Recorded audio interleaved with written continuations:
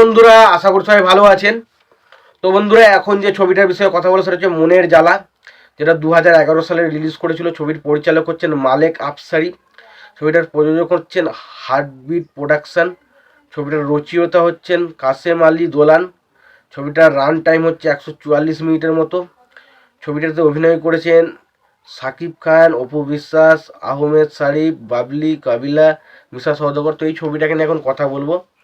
তো তার আগে প্রত্যেকটা বন্ধুকে অনুরোধ করে রাখবো, আপনারা যদি চ্যানেলে নতুন হয়ে থাকেন অবশ্যই আপনারা চ্যানেলটা সাবস্ক্রাইব করে নেবেন। আর যদি আপনাদের ভিডিওটি ভালো লেগে থাকে অবশ্যই লাইক কমেন্ট শেয়ার করতে ভুলবেন না। তো যে সিনেমাটাকে নিয়ে কথা বলো, সিনেমাটার নাম হচ্ছে মনের জ্বালা। এটা সাকিব খানের একটা সুপারহিট সিনেমা। তবে সিনেমাটা যদি আমাকে এক কথায় রিভিউ করতে বলা হয়, আমি বলবো সিনেমাটা আমার কিন্তু একদমই পোষায়নি।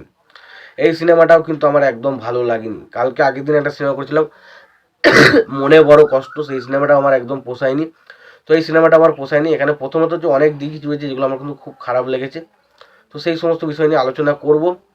তো তার আগে প্রত্যেকটা বন্ধুকে অনুরোধ করে দেবো, চ্যানেল নতুন হলে অবশ্যই চ্যানেলটা সাবস্ক্রাইব করে নিও। তো যেমন গল্পটা যেটা দেখতে পাই, যে প্রথমে আমরা দেখতে পাই যে একটা বাচ্চা ছেলে তার রাস্তার ধারে পড়ে রয়েছে এবং কাকে ঠুকরাচ্ছে। সেই মুহূর্ত অবস্থায় সেই বাচ্চা ছেলেটাকে হসপিটালে ভর্তি করা হয় এবং পরবর্তী সময় সেই বাচ্চা ছেলেটা সেখান থেকে বেঁচে ফেরে এবং সেই সময় চাঁদ ওঠার কারণে সেই ছেলেটার নাম রাখা হয় চাঁদ।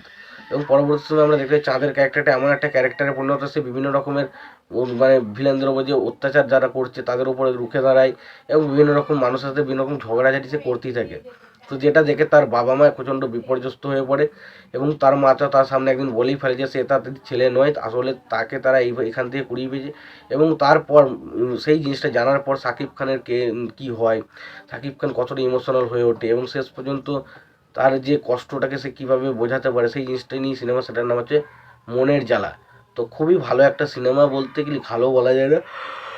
আমার সিনেমার মধ্যে কিছু আয়োজিক অবশ্যই রয়েছে যেখানে আমরা সাকিব খানের পারফরমেন্স বেশ ভালো, বিশেষ করে ইমোশনাল জায়গাগুলো, যে জায়গাগুলো ইমোশনাল জায়গাগুলো রয়েছে সেই জায়গাগুলো কিন্তু বেশ ভালো। সাকিব অপুর কেমিস্ট্রি আমার ছবির মধ্যে এই ছবিতে ওয়ার্ক করেনি একদমের জন্য। ছবিতে গানগুলো ওভারঅল আমি এটুকু বলতে পারি যে খুব ভালো গান সেটা নয়, তবে ঠিকঠাক গান, গানগুলো শুনতে ভালো লাগে। ছবিতে প্রচুর লাউড অ্যাকশন রয়েছে, প্রচুর অ্যাকশন রয়েছে ছবির মধ্যে এবং সেই অ্যাকশনগুলো প্রচণ্ড লাউড, সেগুলো সত্যি অনেকটা দৃষ্টিকটু বলে মনে হয়, অনেক জায়গায় বিরক্তি প্রকাশ হয়।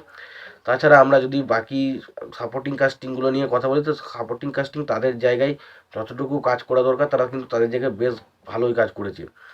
এবার সিনেমার মধ্যে মেন হাইলাইট খুঁজে করা হয়েছে সেটা হচ্ছে গল্পটাকে কম ফোকাস রেখে ছবির মধ্যে অ্যাকশনগুলোকে বেশি রাখার চেষ্টা করা হয়েছে, যেটা কিন্তু ছবিটাকে অনেকটা বোরিং করে। এবং ছবির মধ্যে গানগুলো হয়তো শুনতে ভালো, বাট ছবিগুলোতে কিন্তু এমন জায়গায় ছবির গানগুলোকে প্লেস করা হয়েছে সেগুলো সত্যি প্রচণ্ড বিচ্ছিরিকর লাগে। এবং এটাই বলতে পারি যে সিনেমাটা শুধুমাত্র সাকিব খানের যদি আপনি ভক্ত হয়ে থাকেন বা সাকিব খানের সিনেমা আপনার যা দেবে তাই যদি ভালো লেগে থাকে তাহলে অবশ্যই সিনেমাটা আপনি দেখতে পারেন। বাট ওভারঅল আমি সিনেমাটা বলবো না যে খুব একটা ভালো সিনেমা, যদি না দেখেন অবশ্যই দেখুন, এটা কখনোই বলতে পারবো না। বা যদি আপনার মনে হয় তাহলে আপনি সিনেমাটা দেখতে পারেন, আর যদি ভাববেন দেখবেন না সেটা আপনার ব্যাপার।